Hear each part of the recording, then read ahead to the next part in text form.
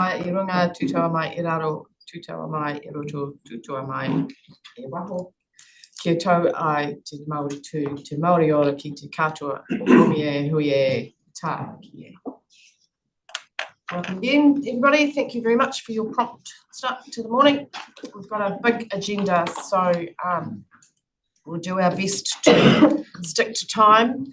Please bear with me if I have to hurry you along at some stage, hopefully not. And in anticipation of the fact that we've started earlier this morning, we might have a break at about 11, because that's when we're scheduled to go into public excluded. So all going well, that's the plan, and that gives us plenty of time for public excluded later on. Apologies, I have one from Stuart Bull. Any? Also in Wakefield. Thank you. So somebody like to move those, please? Thank you, Councillor McPhail. Seconded, Chairman Horrell. All those in favour, please say aye. Against? Carried. Thank you. Any other declarations of interest other than the ones standard? We have no deputations or public forums today, so we can move to the confirmation of the minutes of the meeting of the 2nd of April. Somebody like to move those, please? I'll move. Councillor Roy, thank you. Seconded, Councillor Gibson. Any changes or alterations to those minutes before we move them? Awesome. I'll put those in. All those in favour, please say aye. Against? Carried. Thank you. So, item 6 is the notification of extraordinary items. Don't have any of those. Councillor Gibson had a question, but we'll see it some other time. Any questions? No. So the chairman and councillors' reports. Any councillors got any reports of anything they've attended? It's not covered in the agenda. Thank you. Then that takes us to item 9, which is the series of reports that we'll receive this morning. First one is 9.1, the Local Government Commission response. Just before we launch into that, yeah, thanks, come forward. Councillors, I'm aware that we're all quite exercised by this question, and we've all got things that we want to share, but I'll draw your attention to the recommendations, which is what you should really be commenting on.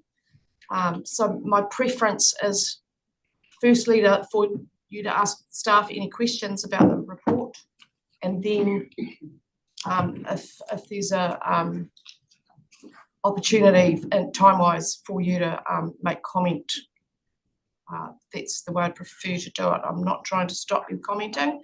I just want to be able to get the staff to answer the questions that you might have first. And while Sam's there, I'll just remind you that the recommendations are as follows. 1, approve option 1, no investigation, or approve option 2, which is supporting an investigation that starts now, or approve option 3, which is support investigation after the council elections. And the second recommendation is ask the Local Government Commission, if it investigates the Southland District Council initiative, to consider alternative reorganisation proposals. All right, so keep those in the front of your mind, because that's the pointy end of what we need to decide today. Welcome, Sam. Thank you. Take us through what you need to take us through. Thank you, Chair. I'll take the report as read. The key thing today, obviously, is to come up with a decision on those recommendations. We've got to send that response letter on Friday to the Government Commission. I'll just draw your attention to the LGC process and considerations at the top of page 13.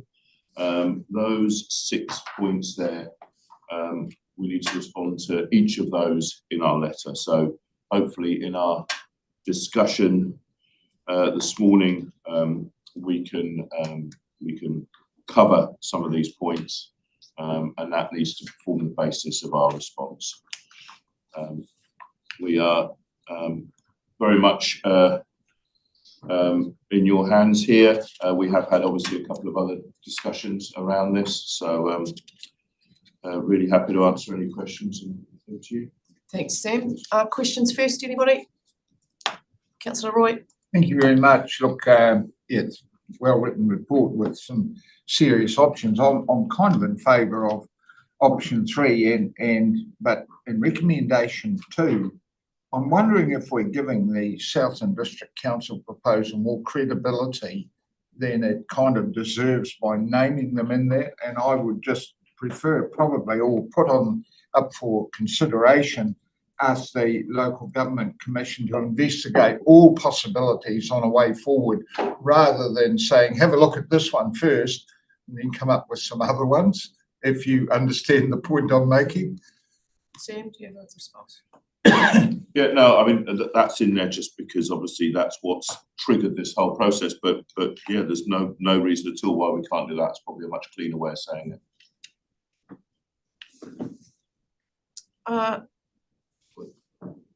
Cogitate on that, folks, and we might come back to that after we've heard the rest of the questions. Councillor McDonald. Yeah, I like those recommendations, and I sort of support what Eric's been saying. I've been pretty disappointed, and this is the context, and I'll talk about these 2 recommendations, but the context of this is that I do agree with Eric. Sometimes the best offer, the first offer, is not the best, and I am concerned. I'm thankful that Mayor Scott has put this out to the community, and it's of high interest, as it should be. But you don't try and engage on local government reform by disrespecting the people that you want to partner with, and that's this council. And the Gore District Council has been quite clear with that report that he commissioned first and he tabled in public. So either we reorganise ourselves or someone will do it on our behalf. That's the way this system works. So while I support this discussion to find, basically we need to find the prize for the ratepayer. What will that be? And that's what we need to go over. We shouldn't be re-engineering this backwards, and that's sitting on a model and then working it out backwards. We need everyone at the front of the room. So I fully support option 2 from recommendation 1 and recommendation 2. And I just want to say too, the biggest hurdle in all of this reform will be local democracy. Everyone needs a point, a hall to turn up to voice their concerns.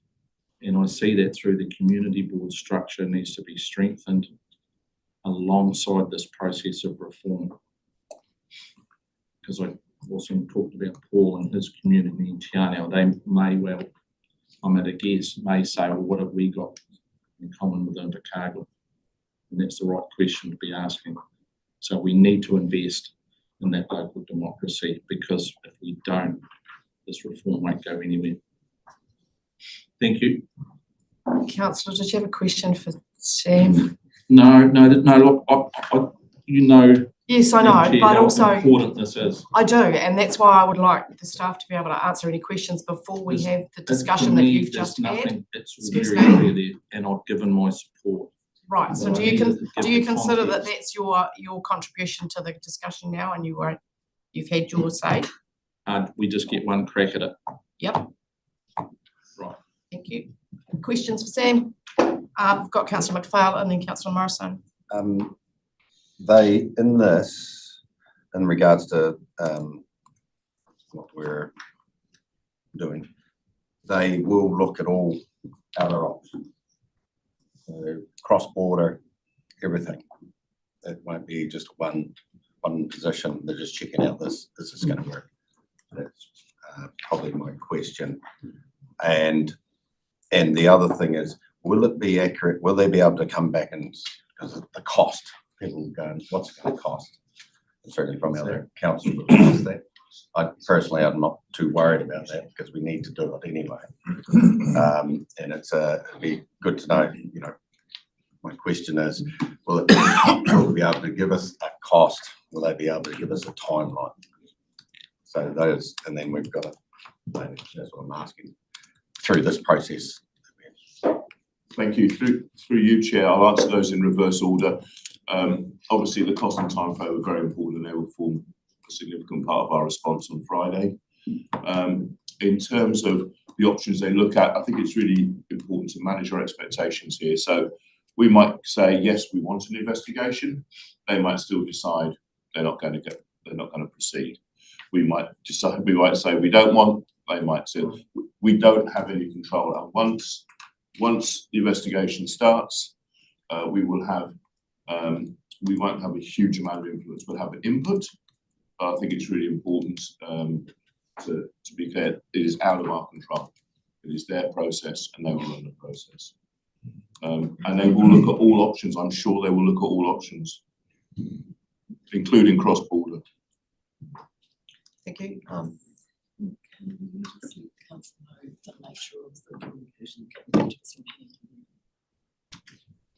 Yeah, I reference it in the report, but yeah. Yeah. We can. So, Chair, just so that I can be really clear on the point, the Local Government Commission wrote back as a result of a conversation that I had with the Chief Executive to advise us that the step to call for alternative proposals isn't in the legislation anymore. The legislation got changed before 2020. I'm trying to recall in my post-LURB brain what date that was, but it was late, like 2019. 2019. However, this is what she said. The step no longer exists in the reorganisation process. However, should a decision be made to investigate the Southland District Council proposal, the Commission could consider alternative reorganisation proposals as part of an investigation. So she's asking us to say that we want that, which is why that's the second recommendation in Sam's paper. Just a question, like when it still gives them, it gives them an option, but not necessarily they will. No. So it could. No. Can we be actually more affirmative and say you must consider other, or you must, like, or we just dealing with this one person's, one group of put so here's a deal, suss this out. Well, that's what we need to say. Yeah, I'm just trying to make sure that all options are on the table here. We can say that is, so this is a letter of request to me to reply to them to say what this council wants. We can say what this council wants. The Commission then meets, it's an independent body, and it will make its decision as to what it does. So she is encouraging us to say that we want an alternative because they're no longer required to do that under legislation. So we need to ask. That's why So that's recommendation two. Thank you. Fair. Councillor Morrison, you're next. I think my question's actually probably been answered in part, but it was around that, in fact, that it is an independent body, and all councils could potentially say, yes, we support it, and we support it sooner rather than later. And just to clarify, they could still decline to investigate. Thank you. Chairman Horrell. Yes, having heard the questions and having read the powers of the Local Government Commission, yes, they can look at everything, and I think we should be, if that is the majority view, I think we should be asking very clearly for a full investigation of all the options. I mean, the debate has been about amalgamation, but when you read the wording, it's about local government reorganisation. I mean, there's a lot of different models around the world. The Manchester model, for instance, which actually is they elected a Lord Mayor, but you've got 10 other mayors within the area, and so they haven't actually amalgamated all the structures, but they get the efficiencies of doing all the big stuff together. And I think a lot of people would say, and everybody's getting a very strong message from the ratepayers saying, look, the current system is broken, we can't afford the rate rises we're getting. And I think a lot of councils around the countryside are heeding that at the moment and saying it's either back to basics or what efficiencies can we actually find. I think because this is an independent commission, I think we've got a real opportunity now that we've had this letter to say to them, and I would go with option 2 is start. Chairman, sorry, Intermediate. I'm going to interrupt because I interrupted Councillor McDonald as well. Do you have a question? Because we can come back to the statements in a minute. Do you have a question for Sam? Probably not. No. Thank you. If it applies to one, it applies to everybody, right? Thank you. Councillor Evans. Thank you, Sam. You did say that we won't have a huge input in this, but some of the factors that the local government commission are asking for is us to investigate the costs associated to us during this process, and also the disruption and the resources that may be required out of our organisation for them to do this investigation. I can imagine that would be quite difficult to come up with a financial cost when you don't know what's involved. They haven't even got to the first step. So it seems very odd. Do you think that they're asking for these costs, which seem a bit pie in the sky, considering we don't even know which direction they're going? Is that a good question? Through you, Chair. It's not whether it's a good question, it's a question. Through you, Chair. I think we can only give the information as we see it. Also, since the legislation changed in 2019, there's been no amalgamations. So it is, and I think that points to the fact this is a difficult process. It's a difficult process, and my view, and talking to people from other councils, is that if there's going to be some change, we may even be headed towards a similar situation we had in 1989, where there was a legislative change, and we changed the way that local government was organised in one big foul swoop. So even if they do investigate this, there is absolutely no guarantee that they're going to actually come up with a plan. But we will do our best to address those costs based on the information we've got. We can only do so much, but there is a little bit of crystal ball gazing. I agree with you, Councillor. And to continue on from that, because we're given a response, that information, you must have that information pretty much ready back now to go. So yeah, certainly got some looking at. Thank you. Thank you, Councillor Pemberton. Thank you. Is there a seventh consideration here that with RMA reform, Mr. Bishop's indicated that it will force some amalgamations potentially with councils? Yeah, through you, Chair. Yes, potentially, and I think that's what I was hinting at when I'm answering Councillor Evans. That yeah, that may well be on the cards, and I feel that there is some significant change coming, and that seems to be the feel around the country. But Southend has triggered a process. Southend District Council triggered a process by the fact that they put in a proposal. It meets all of the it meets their criteria to be a valid proposal. Therefore, the Local Government Commission has no option but to contact us. Supplementary to that, so we've got plenty of examples of stuff we've triggered: farm plans, plan change, and still central government have had control over that. So is this another cost?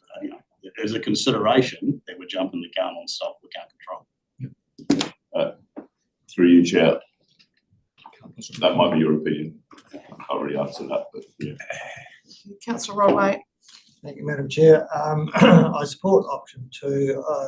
Recommendation 2 says ask the Commission to investigate, reorganise alternative proposals. We did some research on that. Would that research that we did commissioned be available, and would that be part of our letter to them? Through you, Chair, certainly the information that we gathered through that process will be used, and that will form the basis of part of our response, yes, because we did a lot of investigation in there. There's a lot of data, and obviously that will form a substantial part of our response. Thank you. Councillor Cook. Thank you, Chair. I'm puzzled about what the Local Government Commission have actually been doing over the last few years, whether they have made any decisions. I'm just trying to get a feel on how they might manage if somebody has a view and opinion, That's been a how they while. might manage such an inquiry as we're talking about now, and what sort of decisions are they likely to make? You know, have they made any decisions which are relevant to what we're talking about? Through you, Chair, Yep. I was just going to talk about the West Coast. Yes, I was going to say you do it. Yeah, but they considered the West Coast proposal, and they ended up there with a shared services model. So yes, they have, that is the only example though since the legislation changed in 2019. What they've done prior to that, they were quite busy with all the Wellington Super City proposals, which I was very involved in back in 2015 through to 2017. So yeah, they certainly had a big body of work then, but I can't answer to what their work programme's been over the last 5 years. I'm sure they've been very suitably occupied. Yeah, we'll take another question from Councillor Evans, and then I'd like to give everybody an opportunity to speak and potentially finish off what they were saying Thank you, earlier, but Chair. we're on a tight time frame, so please Yeah. organise your thoughts while you. Councillor Evans is speaking.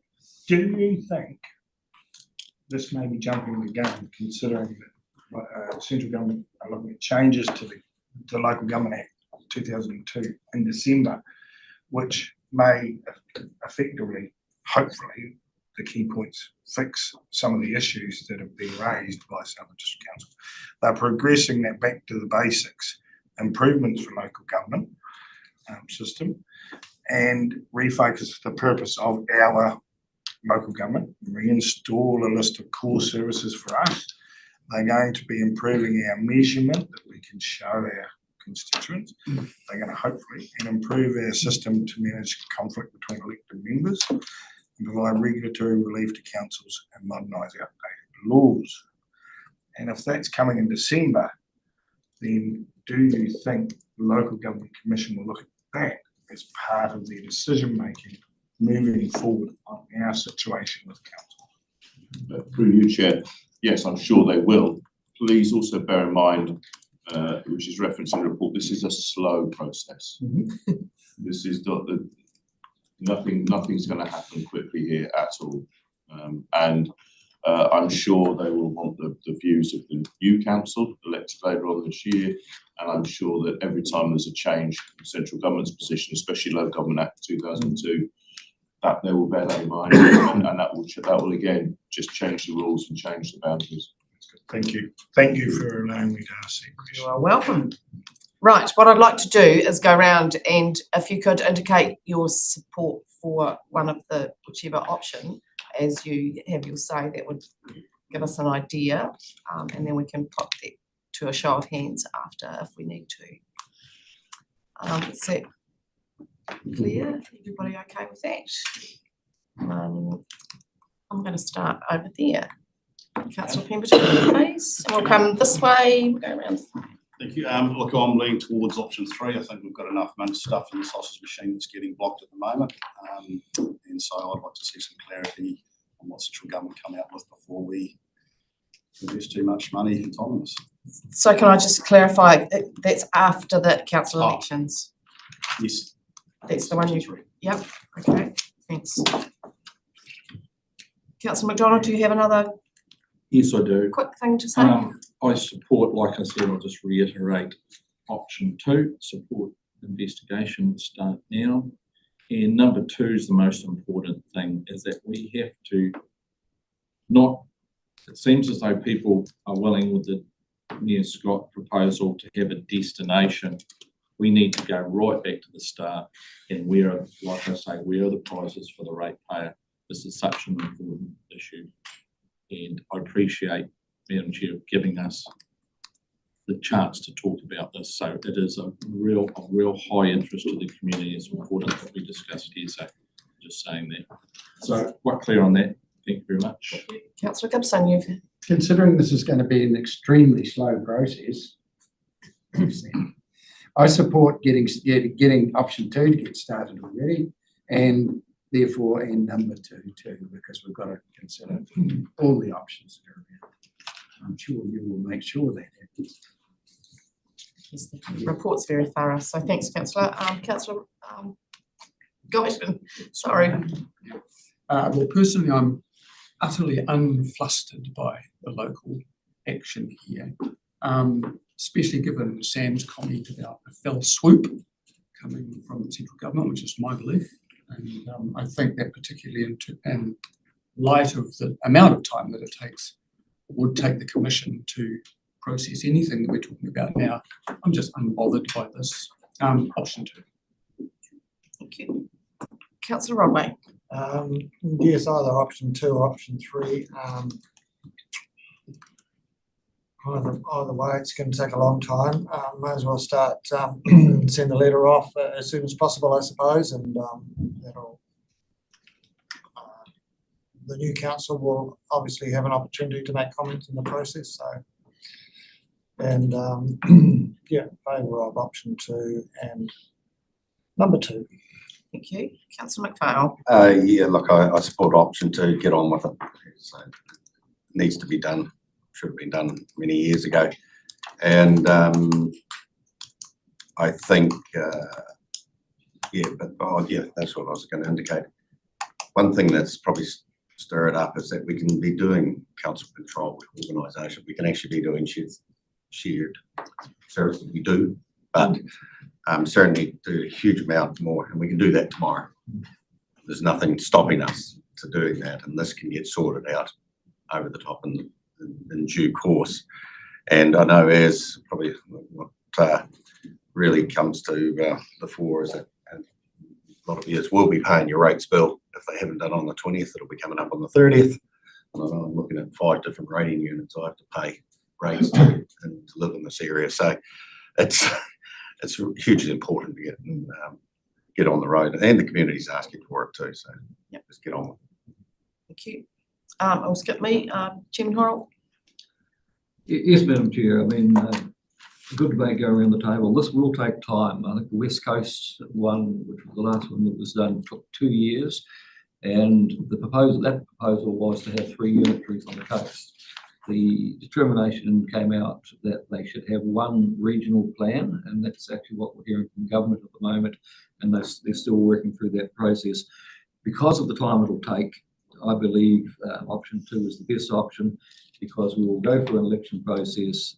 The RMA changes will become more clear, because, as has already been said, that the Local Government Commission doesn't do things quickly. They'll do it very thoroughly, and they are able to look at all options. And I think that's really important. I think we need to be able to stand up to the community and say, we are open for change that will make life more efficient.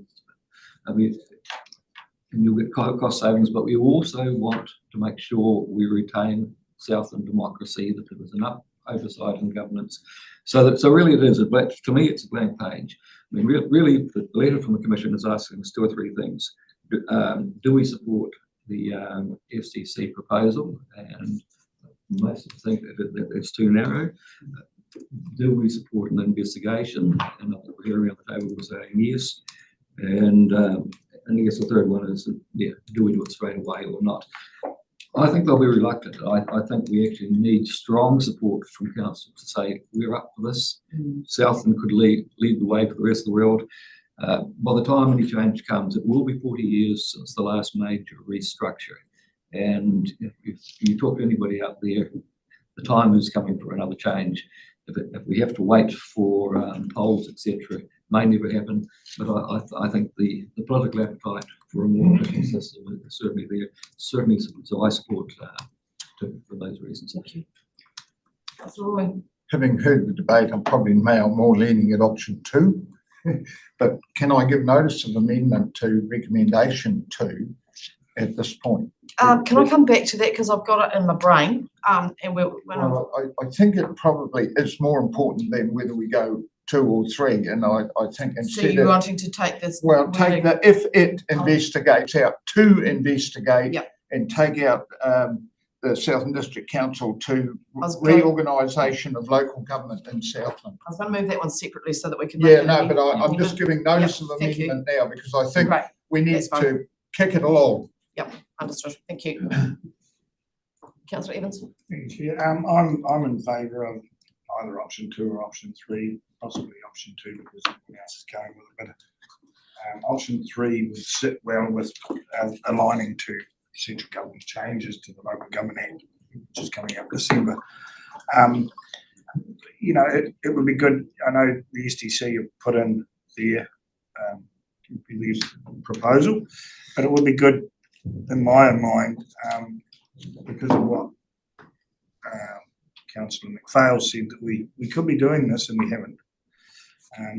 But I would align totally with an independent investigation, and if it does happen, an independent reorganisation, because I don't think councils can organise themselves out of this if the Local Government Commission require it or ask for it. So that's my thoughts. Thank you, Councillor Morrison. You think I support option 2, support the investigation start now? I think that even though it's a slow process, it at least might generate some initial insights that inform our consultation with central government as the local government reform conversation matures. If an investigation is accepted by the Local Government Commission, Councillor McPhail's point about us acting on shared services more immediately, I suspect that will be put on hold while that investigation progresses. So that would inhibit more immediate take-up of shared services, I suspect. Thank you. Councillor Cook. Yeah, thank you, Chair. As I've said on a number of occasions, this has been going on since the 1980s. And the blocks in the past have been the various mayors saying, no, it's all about representation. How the people can be represented if we have a whole bunch of councils or know that into one. So they're just looking after themselves as far as I can see. So I'd support option 2 because the topic's already out there amongst the people, and I think to sort of deny that doesn't do us any good. We need to start now. It will take a couple of years. I agree totally with Councillor Roy on recommendation number 2. I don't think we should be giving the proposal by STC any air at all. Whether we say outright that we're opposed to it, I don't know that that's a good approach to the Local Government Commission. So the option 2, and let's reword recommendation 2, please. Okay, we'll come back to that, but thank you for foreshadowing. And my thoughts are very simple. The options as outlined in the table on page 14, option 2 is clear and unequivocal position, which is words that I like. So I'll be supporting option 2, and I'm still undecided about the change of wording, but we'll come to that personally. The only thing I think that most of us had a little bit of angst over was the way that the proposal was presented to us, particularly, and the other authorities. So the fact that we're mature enough to say, yes, we actually need somebody to have a look at this, I think is really responsible. So that's my thoughts. What I would like to do is put the first recommendation and then come back to the second one and reword it if councillors agree with that. So it's a fairly clear indication of preference, but we do need to put it in separately. So, sorry, I've just got CE indicating at me. 1 and 2 of, yeah, Option 2 2. of 1. One minute. Sorry. Was there something that you needed to say? Just if you agree option 2, do we need to change the words before you agree option 2? Yes, all right, we're not doing that yet. We're doing option 1. Okay, that's fine. We're doing Oh, sorry. recommendation. We're doing recommendation 1, right? So insofar as recommendation 1 is the approval of option 2, Yes. do we need to change the words in option 2 before you agree recommendation 1? That's my question. I think you should. I think we should. Do I do, because once you've agreed to option 2, so I think option 2 is already written, so let's just talk about what's in option 2. it doesn't mention. It says the words agreement with SDC, and I understand why that's short form for agree. Sorry, what does it say there? So option 2, support investigation start now. It's just the pros and cons table. In the pros and cons table, option 2 says, and this is, I think, where. Oh, I see. Agreement with Councillor Roy SDC. is coming from, is the words agreement with SDC is indicating Okay. we agree that amalgamation investigation should go ahead. Okay. I think, can I ask for a preference, because I need to write this letter and finalise it. I would quite like to be able to say in this letter, because I believe this is the indication we've had from council in discussions, that council does not favour the proposal from SDC. However, does favour an investigation into amalgamation. So if that is true, I would like to be able to indicate that the council doesn't favour the proposal from SDC, because that has been clearly your response to date. Yes. But you do favour an investigation, which is a question from the Commission, and the Commission is asking for our alternative position to be made clear. So if you are happy with that language, so it's not disagree, but it does not favour, I think that will be the language I'd like to hear at this stage. Are you suggesting that we put that into recommendation 2 as well? Well, I'm just suggesting that because you're adopting option 2 and the only words that go with that have the words agreement with SDC in it, that we say do not favour the SDC proposal somewhere in option 2. Okay. In the actual body. In my brain, this is how it goes. Oh, Sam? Just through you, Chair, the agreement with SDC is the fact that they about starting the investigation Yes. now, not agreeing with their Yeah, proposal yet, just so everyone's I really know, clear but on that was that. why Yeah. Eric was raising it, so that's why I'd like us to say, can we include the words in this table Yeah. to say that council does not favour the SDC proposal? That's where that goes. Yeah, thank you. Everybody understand that? So, question, councillor McDonald? Yeah, I just want to say that I totally agree with that word. We do not favour. I think we're more ambitious than the proposal. Well, that's after years good of word. agreement. I agree. Okay, process-wise, we are going to pass recommendation 2 first. The change to SDC first. Can I please have an indication from this council that those are the words that I can use Yes, in the letter? Right. So you need a vote on that, I think. Okay, Do you need a formal Yes. motion of amendment, which I suggested earlier, but you may want to rephrase? yeah, let's do that now. So we're rewording the table in option 2. Is that what we do? Yes. Right. Are you happy with that? Yep. With those do not favour but favour an investigation. Yep, that's recommendation. So would somebody like to second that amendment to the table? Councillor Pemberton? All those in favour, please say aye. Aye. Against? Carried. Right, so table 2 now says something like, Recommendation two. so, oh gosh. Okay, so let's move recommendation 1, which now includes An amended an option. amended option 2. Are we clear on that? Okay, so would somebody like to move the recommendation, including the right option, please? I would like to move that. Thank you. Councillor Evans is moving option 2 With the changes. with the changes, and councillor Morrison is seconding that. Are we all clear on what we're voting on now? Great. So all those in favour of option 2 with the amended wording, say aye. Aye. Against? Carried. Thank you. Well done. So recommendation 2 now Also will needs say amended. what? Well, what forward discussion might I move that local government commission be asked to investigate reorganisation proposals for local government in Southland. Is that sufficient, Sam, do you think? You know, Yeah, so we're just taking out if it, that's the local government commission. Yeah, taking out if it's to two, so we're asking them to do it, not if they get round to it, we're saying do, and then just investigate reorganisation proposals for local government in Southland. Well, we just take out, ask the local government commission if it investigates initiatives to consider alternative reorganisation proposals. No, two, don't want if, we want them to do it, or, excuse me, I do. Can I please, Okay, can hold I on. please caution the council on this matter, okay? There is a specific question with those words in it from the local government commission, its chief executive to me to answer. So we've basically taken their request. So this is not a general request around amalgamation. They have received an initiative from the Southland District Council, and they are asking us for our views about whether or not that an investigation should result from that initiative. So we need to respond to that question. So as much as I understand that, I feel we might have answered the issue of giving kudos to the SDC proposals details in the previous recommendation. True. And in this one, I need your response which is to answer the question asked by the local government commission. which is this exact wording. Exact wording. Okay. Okay. right. Councillor Roy, you happy with that? No, not really, but I'll withdraw.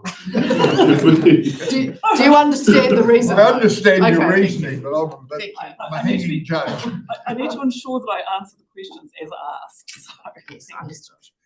Right, so we will not alter recommendation 2. We will move it as it stands if somebody would like to do that, please. Mhm. Thank you, councillor Cook.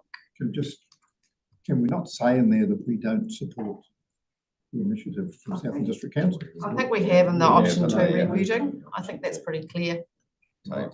And Sam might word some, Well, choose that's some, anticipating an outcome, of course. but- Yeah. Sam might choose some So words. you've just approved me being able to say those words in the letter that you do not favour the proposal. But that is the only initiative they've got to work on. So that's why we need to be able to say Okay. that and to say everything else that we'd like. All right. So we have a mover. Do I'm, we have a I'm happy second? to second that, Thank you, and in councillor seconding Coyle. it, I think we need to be clear that we do not favour the one option that's been put up, but we're encouraging the commission to look at all options. Yes. Yes. I hope they're watching because that's very clear. I like the wording ambitious or ambitious. Wow. Option is that councillor. Yes, but we won't include that in the recommendation, will we?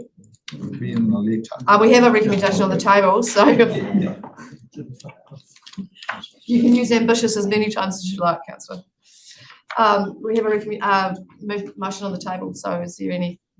Can you feed it? Does, as worded in the paper, recommendation 2, ask the local government commission if it investigates the Southern District Council initiative to consider alternative reorganisation proposals, as per the request from the person who wrote the letter to Can I us. ask a question there, Anne? Yes. So we've said, if it does, if it says, oh, bust it, we're not doing it, what happens to our option 2 and recommendation 1? Nothing. You already said they will. Have they? No, they could say We no. can do it ourselves. Get on to it. So we have a recommendation, perhaps we should, Yeah, Got so, that, thank you. okay. Then B. Aye. Get on this here. all those in favour of the recommendation 2 as it stands, please say aye. Aye. Against? Carried. Thank you. Well done. Well done, councillors, thank you very much. Thank you. Can I just suggest, this has been quite difficult. I've been in other situations where it gets typed up Yes, in real time, and Ellie could probably, we did that one other day. it is quite good. So we're all on the same page. It's just for the future and That's right. other We have, meetings too. I believe it was this committee that did that last time, so. Yeah. agreed. If it had got more complicated, that's exactly what I'd have done. Thank you, though. Okay, 9.2. Plan change 2025 to the South Water and Land Plan.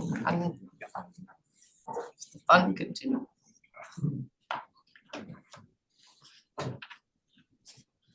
Welcome, Liz. Oh, and before you start, Liz, my apologies. I should have welcomed my new GM at the very beginning. That's why we've got Rachel and Hayley here. They're sharing the handover duties currently. So the new GM for this division is, the division's a terrible word actually.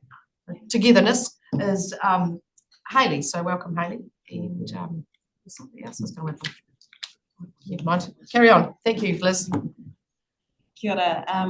This paper is following up on a paper that went through S&P back in September last year, where there was a direction for staff to go away and scope up a plan change for 2025. Since September last year, there's been changes to the RMA, which have with government essentially put a hold on any plan changes that were going to give effect to the NPSFM unless you had an exemption from the minister.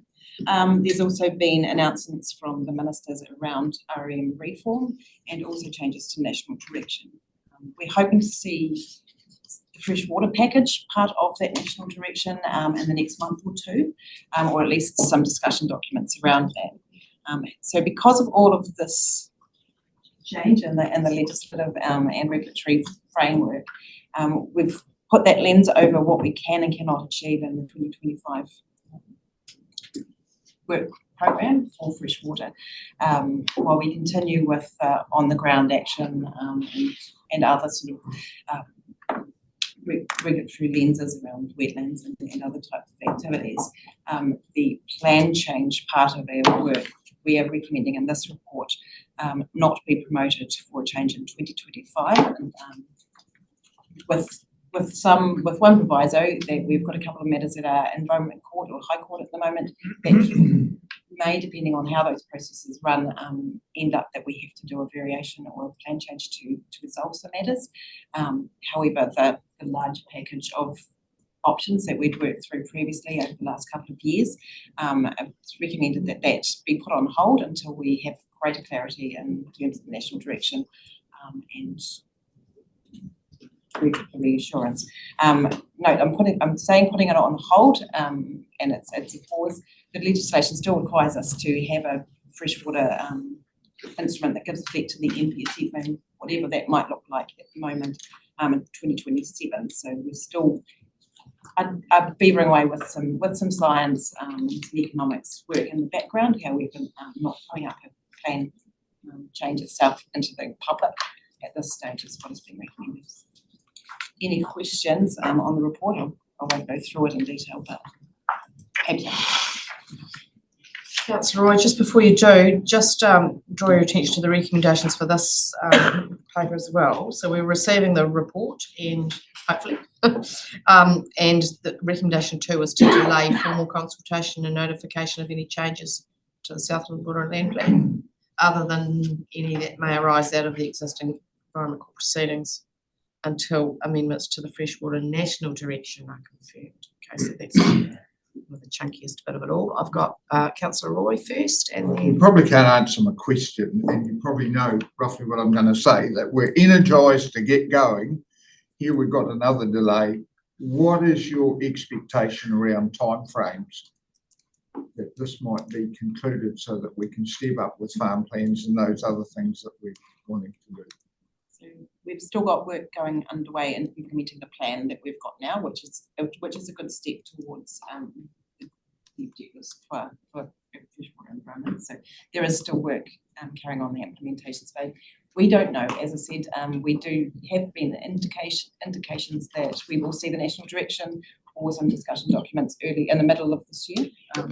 So it goes from May to June to July. So we'll just watch the space on that one, and that might give us a greater certainty in terms of how much more work or how much less work we are required to do to progress with the plan change. Thank you. Councillor Pemberton.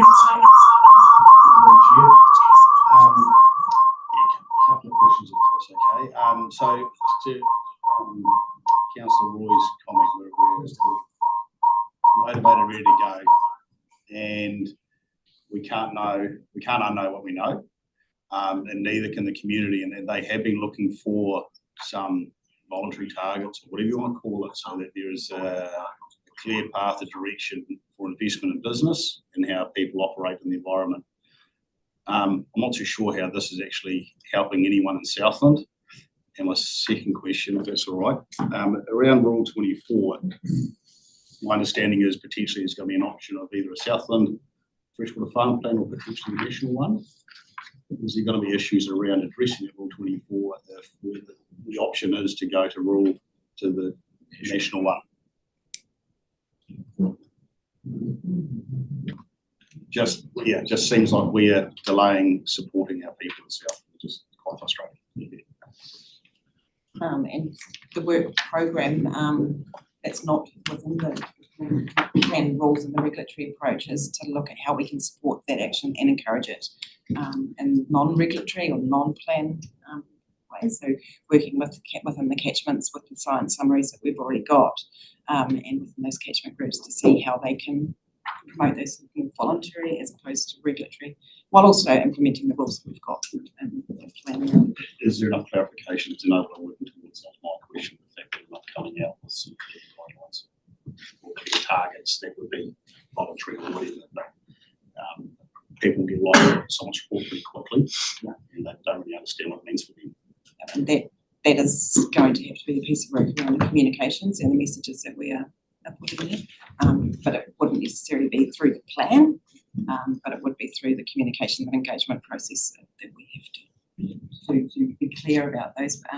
There has been a substantial amount of work around what the objectives are in the community and what they want to see for freshwater. And so it's trying to promote that in a way that's not through the plan is going to be the challenge for the wider organisation and not just planning. You asked a question around farm plans. We are currently in the process of engaging with Ministry now over the next couple of weeks around proposals to change what farm plans might look like or what the certification requirements might be for that space. It's a really highly complex process, and I think it's really hard for the community. It's quite hard even for us in the organisation to work out how it's going to be worked out at the end. So we look forward to seeing some changes and the second bill that they did a change, the Our Resource Management Amendment. So they are suggesting that there'll be changes to Part 9A of that deals with farm plans, and we'll see changes to regulations in around October that will come into effect early next year around farm plans. So I acknowledge this is a period of real confusion, and I guess it's probably quite hard for the community to understand what we're doing with farm plans. However, at the moment we have got rules in our plan that require a farm environmental management plan. That's in place now, and we do encourage people to just start looking at what that is, start preparing a farm plan, whether it needs to be certified or not. Watch this space. It's going to be complicated. It is complicated. Okay, that answered your question. Well, I guess the one point is I'm trying to get my head around how we're going to deal with that. Incidental discharge. Potentially, we're going to have watered down farm plans which won't have appendix in them. Potentially, if it's a national allowed one, is my concern, and then we go back to the drawing board and scrape it out over something that can be dealt with quite easily. Yes, and I think that's formed part of the feedback that we're giving with MEF at the moment around what their approach is, because at staff level, we know we've been promoting farm plans as one of the tools to deal with incidental discharge. And if it is going to be watered down, then we're going to have to look at other options within the plan to deal with that. So that's definitely forming part of our consultation that we're having with MEF. And I don't know whether we have to get that message to a number of ministers to get passed. Thank you. Councillor Rodney. Thank you. I have a question about Rule 78. Rule 78 relates to weed and sediment removal, for those of you who don't know, from modified watercourses. I understand there's a restriction at the moment, I'm not sure what the right word is, on regional councils undertaking activity in this space. Is that correct? The current rule, there is a permitted activity rule to enable some weed and sediment. However, that rule is subject to an appeal, and the court's interim decision was to promote a rule that would require a council to get a consent to do that work. But that's what's going through the court process at the moment, and I believe we'll discuss that later, and where this process is at the moment, and what council's views are in that space. But currently, no, there is a rule that will enable us to carry on with our activities, subject to standards. Right. Do those stand? So Rule 78 is operative. No, Rule 78 is currently subject to appeal. Through you, Chair, there is an item in the PX part of the meeting updating on the appeal process. Yeah. Councillor McDonald. Yeah, look, I just support these recommendations. I think we've got to be honest with ourselves. Government are locking doors on us as we approach. Are we going to continue to go on thinking it's all on, plan change, it's all on? No, it's not. Oh, what a disappointment. So I can't really see anything meaningful happening on this front in next term of council either. I think we need to understand that, and I like the idea of it's one around resourcing, is it not? That we can put that in other areas. You talked about enabling good practice. We continue to do that around the region.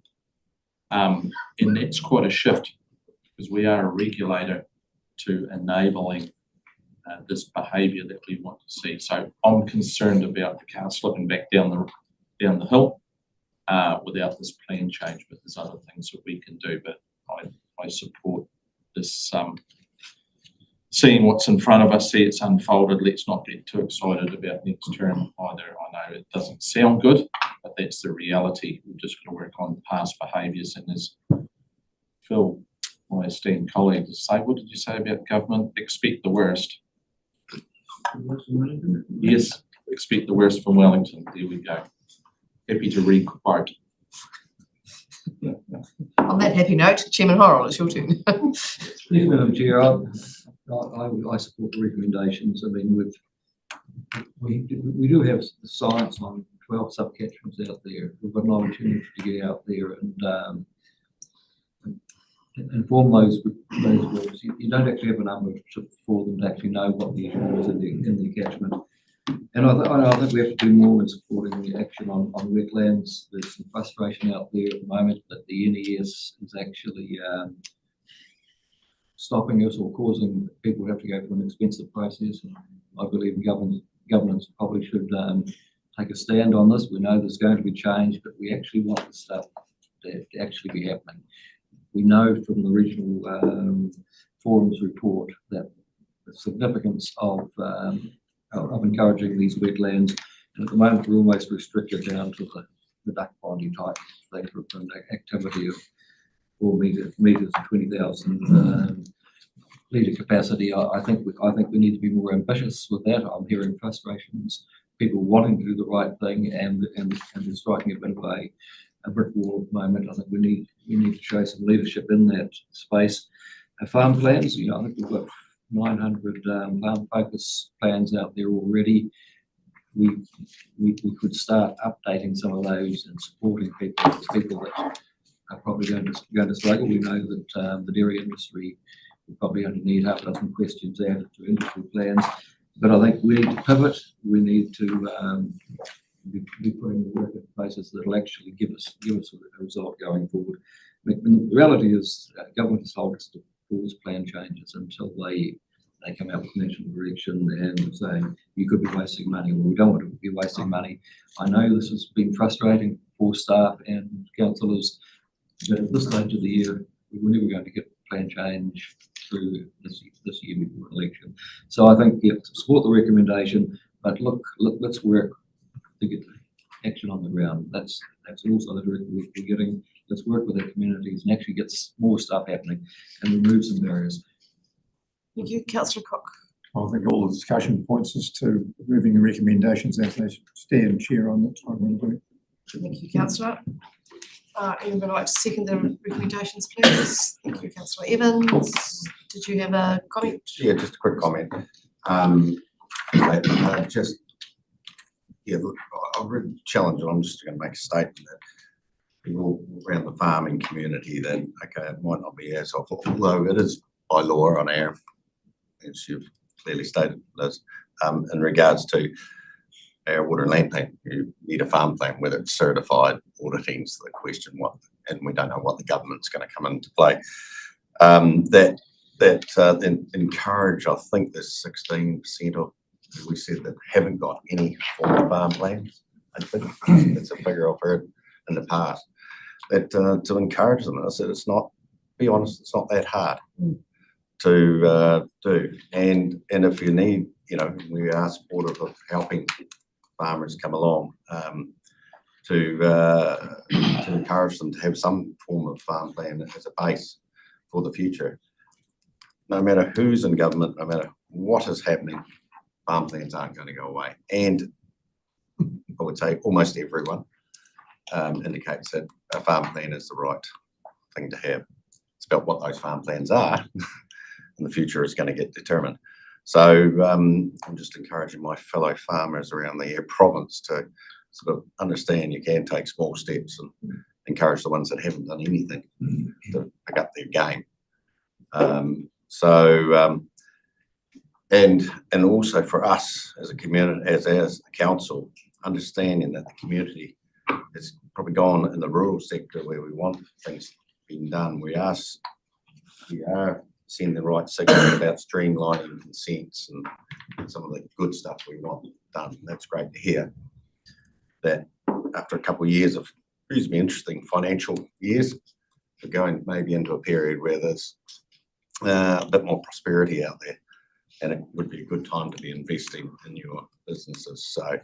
So I'm hoping the council can get on behind that to really, now's the time to be doing things, because no matter what, the direction of travel is not going to change. So I support. Thank you, Councillor, and I would agree with you there. A lot of farmers have got that information in their head, it's just a matter of writing it down. We do have a motion on the table though, so I'd like to put that motion, which is to both recommendations at once. Councillor Cook, is that right? Yes. Or Councillor Morrison? If I could make a statement before we vote. If it's quick. Well, I just express that it's quite disappointing that at a time when our communities across Southland are stepping up to improve our degraded fresh water, our regional momentum is being stalled, not by lack of will or capability, but by ministerial intervention. We can't improve fresh water with words. We need regulatory tools that reflect our shared commitment and our courage to use them. Last year, we did say that we would shift to an organisational focus on catchment level planning and working with the community and stakeholders at both catchment and property scale to encourage positive action. I think on that one, we need a more detailed plan, because actually I don't know what that is. And I don't know how we track progress to achieving that. So that's an associated plea perhaps to staff following this meeting is to give some thought to what are those tangible actions and metrics that reflect that commitment in lieu of committing to a plan change in this case. Thank you, Councillor. Well said. I will, however, put the motion. All those in favour say aye. Aye. Against? Carried. Thank you. And we'll take that as a takeaway home. Thank you.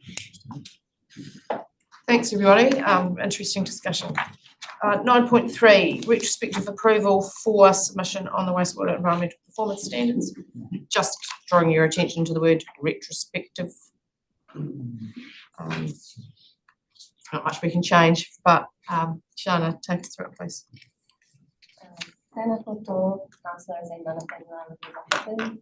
I bring this report to seek retrospective approval on Environment Southland's submission on the proposed wastewater environmental performance standards that have been developed by the Water Services Authority. The submission was submitted towards the end of April. It was developed with input from various internal subject matter experts, as well as external informed by views of the external stakeholders, and of course your input, which was obtained on several occasions. And this the standards have a close linkage to it's part of the broader local water terminal package. It has a close linkage to the latest bill that we provided some submission for local government water services amendment bill, which sought to introduce significant changes, such as introducing a 35-year consent term and uniform standards for water infrastructure. And the standards are being developed on the assumption that those changes will progress as proposed. So the proposed standards aim to introduce standardized limits for wastewater discharges to both land and water, with the goal of improving regulatory efficiency and reducing consenting and compliance costs for infrastructure operators. The proposals also include frameworks for managing the beneficial reuse of biosolids and addressing wastewater overflows and bypasses. So in our Environment Southland's position, which was provided in two parts, with the first part providing a summary of the key points, and the second part including a table with more detailed points on specific questions. We expressed general support for their approach of the intent to improve efficiency of the process, and also we supported the approaches proposals relating to discharge to land and management of overflows and bypasses, to reuse of biosolids while providing some suggestions to improve outcomes. In terms of the proposals relating to discharge to water, we did identify several concerns and we provided our input to improve outcomes. One of the concerns included that the proposed approach prevents consenting authorities from considering the condition of the receiving environment. They have, the proposals do classify water receiving environments into 7 categories, but beyond that, consenting authorities cannot really apply a customized approach, as the uniform standards have to be used by the consenting officers. For clarification, beyond the 6 parameters that are covered by the standards currently, as proposed, regional councils retain the authority to apply the existing approach. But for the main parameters, we do have to use the standards as the default setting. So we have expressed, we have advocated for allowing regional councils to continue with more flexibility, and suggested that they develop more measures to take into account the condition of the receiving environment and let the regions continue with the catchment-based approach. We were also concerned that the proposed approach may present a risk of undermining the existing partnership with Mana Whenua, because managing water quality and for that managing discharge from water infrastructure is, I understand, is important to Mana Whenua, so we've made a point about that in the solution. In terms of time frame, the finalized standards are expected to be released around September this year, shortly after the bill gets enacted, and we'll keep you informed about that. And hopefully, if I may add one more point, we just make a point about small wastewater plants. Our region has a larger proportion of small wastewater plants, and the authority viewed that they have lesser impact on water quality.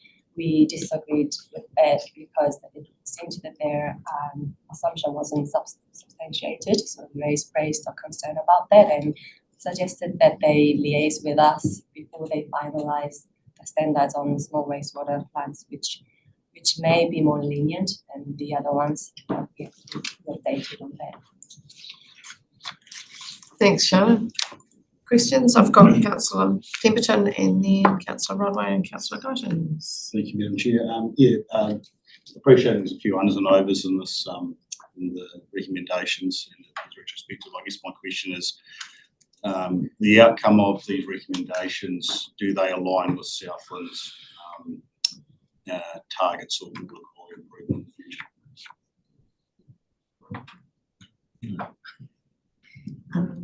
Yes, to answer that question, it's somewhat difficult because our recommendations are probably not that specific, so it's most of them are high level, requiring the Water Services Authority to do further work to on the standards.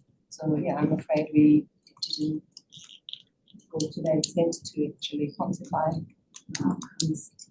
Yeah, okay. The presentation from government, will they lead to the natural improvement or degraded water quality, and then what are our ambitions as Southland region through the regional forum and such like? Through you, Chair, there was some work undertaken by the science team. I don't think we've got any representatives from science here at the moment, but showed that for a number of key parameters, those national standards would be considerably lower than the standards we have in our Southland Water and Land Plan. Thanks. Councillor Rodway. Thank you, Madam Chair. Well, thank you very much for the submission and your letter and submission to the authority. I think it's very comprehensive. It's very good, and I think that if they take those, take notice of those things, then some of the questions that John's asking will be addressed. The discharge to open oceans is very loose, shall I say. It's not really acceptable in this day and age, and yet this is being proposed, so our commission addresses that issue. The issue of the small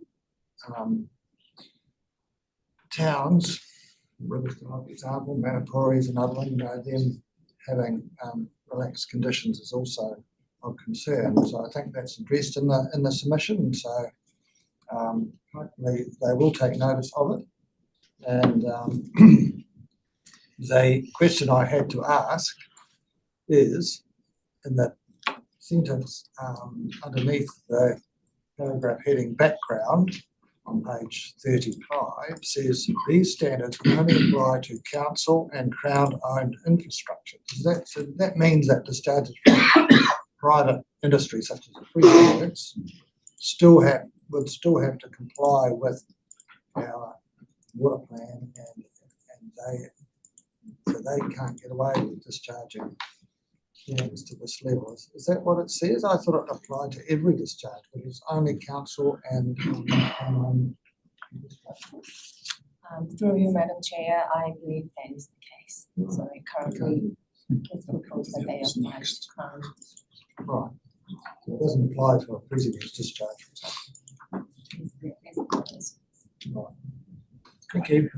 Thank you, Councillor. Councillor Goshen. Thank you, Madam Chair. No, I appreciate in your submission that you've included the views, as you see them, of mana whenua and how that will be a disturbance to their worldview.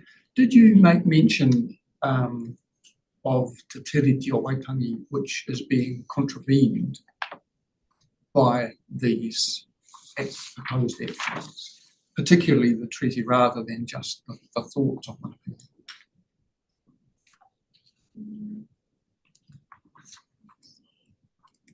whenua? I'm not trying to pin you down on did you, I mean, if you didn't, would you consider taking that next step? Because I think, from what I've heard from around the country, this is a key issue about these changes. You know, already hearing things about Lake Taupo and also Wester Farms off the coast and a whole lot of things. Other councils are dealing with this same issue, and that was, I thought, one of the key points. Yes, I see that treaty obligations were mentioned in the submission. If that is satisfactory. Sorry for you, Chair. That's good, as long as you've cited that, that's a good thing. Thank you. Thank you, Councillor. Chairman Horrell. Thank you, Madam Chairman, and thank you for the comprehensive report. The recommendations are well made. My concern is they won't necessarily be picked up. Part of this is probably quite good, is giving some standardised options, which hopefully will reduce the costs of some renewals. It's looking at the effects-based, risk-based things of small schemes, but it's already been touched on a couple of times already. My concern is that it's a get-out-of-jail-free card for territorial authorities. Will the rest of the community have to pick up the slack? 35-year consent. For 35 years, farmers, private industry are going to have to do more, and I think that's not really fiscally wrong, and I think it's a point we need to continue to make going forward. We can understand, because we can't, my understanding is we cannot impose anything above the national standard, and so that's also a change. In the past, we couldn't go below a national standard, but this actually restricted us from actually going above it. So that's if we're here concerned about water quality in Southland, this is a concern. It's I can understand that fiscally it'll be easier for territorials to get on and do stuff, but unless there's some voluntary agreement, I've got real concerns as to whether we're going through water quality, because we're probably not. Thank you. Councillor Cook. Yes, given Chair that this is a matter which has already been responded to the Water Services Authority, I see little point in debating it. To any great extent, it's in there. We either approve it or we don't. I'm prepared to move the recommendation that we support both of the recommendations as printed. Thank you, Councillor. Seconded by Councillor Evans. I would just say that as you'll repeatedly tell me, it's important that you have your say on things, thus the discussion. Well, the outcome will be up to the water services. That's authority. right. We're trying to But look for also, them. good for staff to know that we are aware of what they've submitted. So I'll put that motion. Well, if I may, just a comment, I'd really like to support what Chairman Hall said, and I do think that it is valid for us to express views on these matters because they're really important for our region.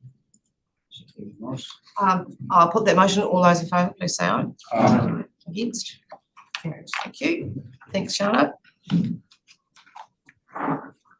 9.4 is the emergency services. No, it's update on the regional coastal plan. Favourite topics. Thank you, Liz. Take it away. We were asked to give an update on where the coastal plan is and where we're at with that work. This report outlines some of the key meatier topics. The team are busy still drafting regional coastal plan. The work has been underway since about 2017. So that is still happening. However, some of the more meaty topics that are covered in this report are around how we plan addresses issues in the Bluff Harbour zone. Fiordland is definitely a specific topic of its own and is a piece of work that has been running for quite some time. We've got a good working group that we've been able to bounce ideas off, and that's leading into some more science that's underway. You may be aware that there's a regional aquaculture strategy being developed by Great South, and we're working quite closely with the team there at Great South to make sure that we get feedback, copies of the feedback that they've had about 45 conversations with stakeholders, and really interesting feedback that they've received so far. It hasn't all been carte blanche, let's do aquaculture no control, but they've real good understanding of the implications of what aquaculture could mean for our environment, and the understanding that regulatory requirements may be part of that package. And also feeding off that and along with the spatial planning work that we're going to have to do under the new regulation, if this comes out of the resource management reform, is conversations around marine spatial planning, and making sure that we've got enough information to inform the regional coastal plan at this stage to be able to say this may be an appropriate area for some activities or may not be.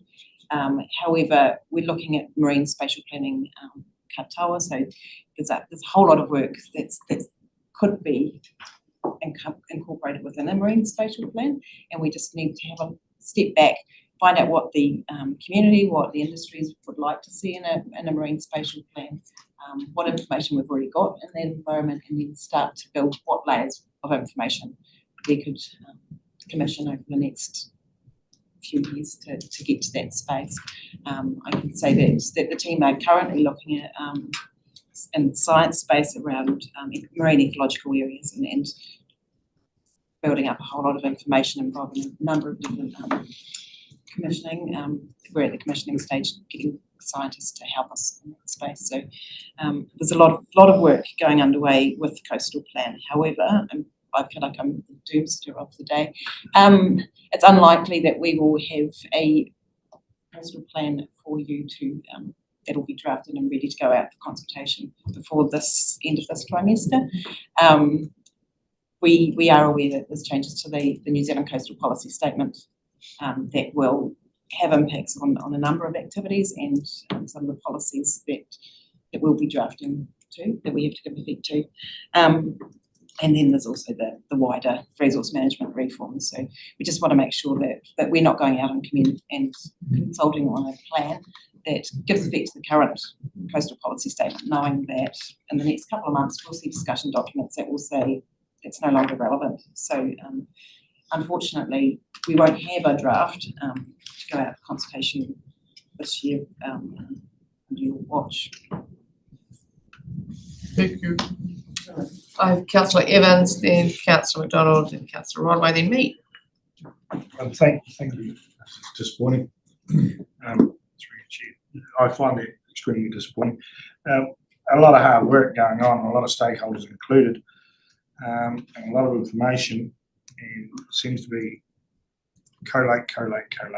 nothing seems to be signing off. But I do feel that a lot of industry involvement in the coastal plan and not enough communities of interest in the coastal plan. And I know you said you don't want to go out to the community if it's not going to happen, sort of thing. But the communities around our region want to know, want to be included. And sometimes it has to be taken to their doorsteps in those small communities. You know, it could be Milford, it could be Tuatapere, it could be Arapuki. You know, these are communities of interest. Block 2, you know, we need to have their input over a lot of industry stakeholders, I feel, because sometimes it seems to be a wee bit heavily loaded towards that industry as opposed to the community. Thank you. While we may not go out for formal consultation with the draft plan, there are still opportunities for us to do pre-consultation with these groups. We do have that feedback from the wider community on values, coastal values. That was we got really good engagement in that space, so that will feed into it. But I take what you've said, and we can see how we can keep traction going whilst not going out with a plan. Supplementary to that, I'm not 100% sure if I'm right, but I remember seeing reports and science coming out regarding sediment build up and that sort of stuff on etc. around coast, but it was around 2007 and nothing else being done. And that's where we need to have the information collated of interest for our communities to continue to keep them engaged and continue to get their ideas of the direction that they want. Because if you leave it to industry stakeholders, you're going to be led down that. We've got to remember the coastal plan is for our environment, our people, our communities. So yeah, thank you, Liz. But as I said, I'd just like to highlight that I'm really disappointed that we haven't moved on, and the indication is we won't at the moment. So thank you. Thank you, Councillor McDonald. Thanks very much. Bit disappointing. It's just like the same discussion 10 minutes ago, isn't it? We thought we were going to Disneyland, but we're just probably going to Splash Palace. Let's be honest about it. And it's one of resourcing for me when I see it. And I like your analogy, keep the traction going. But I take Paul's comment too. So we can't go over the top of this, because I'm concerned about doing all this work and then revisiting all this stuff. We've been there before in the 2020, I think we were talking about this, and we had a big communications blitz around Aredi Beach, and of course a lot of stir around that comes nothing. So we just do the appropriate level. Thanks, Councillor Rodway. Yes, Madam Chair. If we had an application for an offshore wind farm with our current rules, would that protect the things that we want to protect? For example, the wildlife, the albatrosses, the titi, the petrels. Do we have research? Do we have knowledge about how they could be protected? And does our current plan protect them? I couldn't tell you what these specific rules are for wind farms. I do know that our plan is relatively permissive. However, if there was needed a resource consent, there are obviously matters of discretion that would be considered. We may not have the information here, and at the moment it may be that we put that onus back on the applicant to be able to provide that. We're trying to work out what level of information we as Environment Southland should be providing and how much we should be putting that back on to come up and establish that level of information. I can look into your specific question though and get back to you. All right, thank you. Through you, Chair, I would probably add that it would be likely, I would anticipate that an application for an offshore wind farm would come through the Fast Track Approvals Act pathway, in which would have a slightly different set of considerations, and we would have a very different role It'd still have to comply with our plan and the coastal plan, wouldn't it? It would. It's really Chairman Laurel. Yes, Madam Chair, I think this is another area we need to pivot. And I think the marine and spatial planning is an area that we could advance so that we can actually be looking at where development could occur and more importantly, where we don't want it to occur. We know we've got both our plan and the National Coastal Plan are well out of date. They're not particularly permissive to things like agriculture or probably even wind farming. We know change is coming, and as suggested here, rather than rushing into consultation on something that may change, I think we'll be putting the energy into stuff that we know will be relevant going forward. And I think, you know, we're hearing about zones out of Wellington. We need to actually have conversations with iwi and the general public about a marine spatial plan and saying these areas are completely out of bounds. Some of this offshore stuff we think could happen here, but we're restricted at the moment with outstanding landscapes and a few other things that we know there's going to be a push through a national instrument to make it more permissible, and so we need to be able to actually be agile enough to actually be doing the stuff that's going to be useful going forward. Thank you. And just a couple of quick questions from me. I hope they're quick questions because we're just on time. The Bluff haul out facility, does that come under the Bluff Harbour Zone work and its urgency? That's coming up. Yes. So the Bluff Harbour activity section definitely will look at all of the range of different activities that will be included in that area, along with NZAS, the aluminium smelters and Southport. So we have to consider the range of activities that are happening within that. So that's, yeah, so it's being considered in that group of work. Yeah, through you, Chair. So it has to be considered through the lens of what's within the coastal plan as currently. I'm off to a meeting this afternoon with Southport and others, and we've got an update coming through to regional services, which will be a verbal update next week in answer to Councillor Gibson's questions to the Regional Services Committee. Thank you. So note that there is the work going underway around marine pathways and biodiversity space as well, and making sure that what we have in our coastal plan aligns with the biodiversity provisions. Biosecurity goals. My second question is about the surface water activity work that Councillor Cook and I did on the consenting, etc. The plan change, sorry. A lot of that was kind of contingent on the coastal plan work getting out this year. Are we anticipating any issues with those activities? We do have some science underway in that space to try and understand carrying capacity. That piece of work is underway. It's unlikely we'll have it notified this year, but we are still continuing to work on that.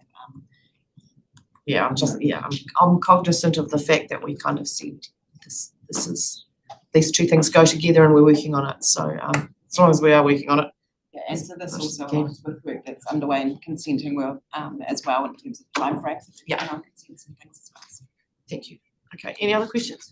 Somebody like to move the, oh, you've got a question, Councillor Gibson?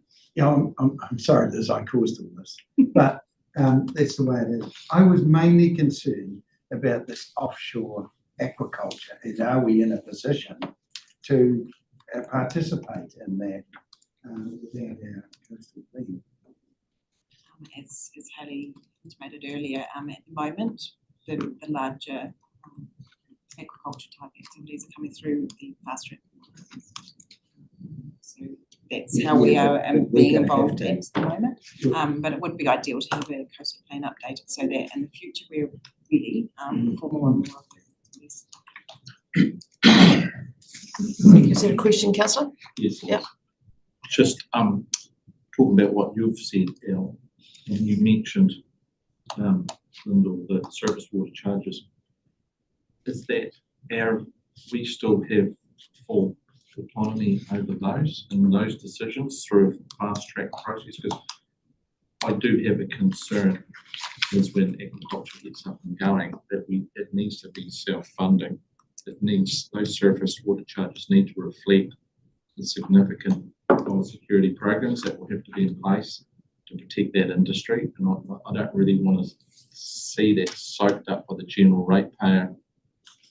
It goes into the same question that we discussed a lot about others subsidising other industries in the region. So could you have a comment on that? Can you give us a wee steer on where that could be going? Because we're talking about a lot of hypotheticals, aren't we? We're not sure about things. No, we're not sure. Because currently at the moment we've got the coastal occupation charges in the coastal plan.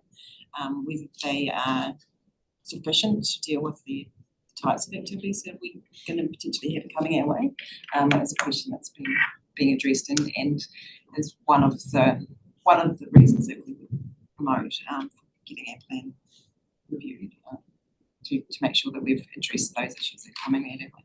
So I'm not sure if there's anything else. Probably just to add for you, Chair, that as part of the annual plan discussions this year, we have committed to a full review of our coastal charges over the coming year. So that would include the coastal occupation charges. Somebody like to move the recommendation, please? Happy to move, Madam Chair. Chairman Hall, seconded Councillor Roy. All those in favour, please say aye. Aye. Against, carried to the queue. Thanks, Liz. 9.5 is the government policy and legislation monitor. For some reason, whenever I say that, I think of monitor lizards, but I'm not reflecting either of you. Sorry. But they're quite. Yes. Thanks, Steve. Take it away. Thank you, Madam Chair. Effectively, this is a regular item that comes up. I'd like to try and take it as read, and the red parts, the red text in the monitor is the new parts that have updated since it last came past the committee. Number of bits and pieces moving, Department of Conservation, biosecurity, provisions around Predator Free 2050, National Direction updates, regulatory standards bill is due out next week, National Direction, usual bits and pieces, but happy for any questions. Yeah, I see, I think we're looking at page 67, commercial forestry, just a wee blurb here, regulations will be streamlined. Have you got any updates on, there has been some government announcements trying to tidy up some loose ends. So can you give us a wee update on that? It's of high interest around the community. Yes, certainly. Through you, Madam Chair, effectively there was an announcement by Minister Macleay around retrospective measures coming in to restrict full farm conversions and there's some classifications around land use class. So we're waiting in anticipation to see exactly what's out. We're just relying on the announcement from the Minister at this stage. Haven't heard any further detail specifically what that's going to look like in practice and how much impact it's going to have. You'll let us know when that happens. Are you expecting anything soon, or do you know? Or? Not sure exactly on the timeframes. I think National Direction is a big priority at this stage. So we'll see hopefully through that package around potential changes to the National Environmental Standard National Forestry. Thank you. Councillor Rodway. Thank you. A couple of things. On the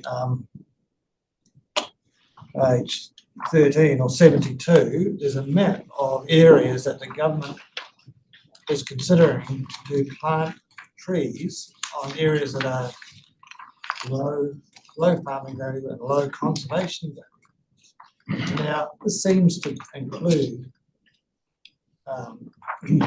areas that I would say are high conservation value. For example, there's a yellow blob, it's a bit hard to see on the map, in the Mavora Lakes Park and north of the North Mavora Lake in particular. Now, for a start, that would be a ridiculous place to plant trees because, you know, it's way up in the mountains, terrible thing to do.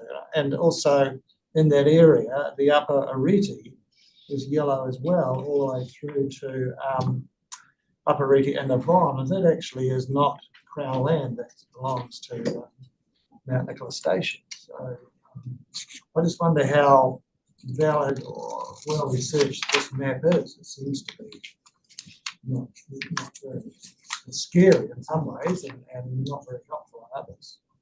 So is that possible to check that out or?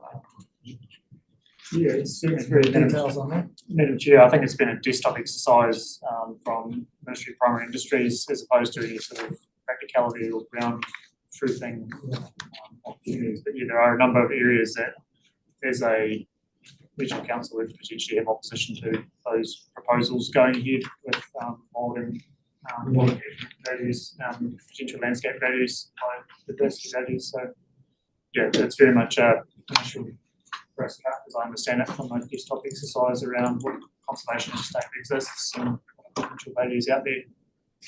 So if that was to make any progress, we would have an opportunity for further input.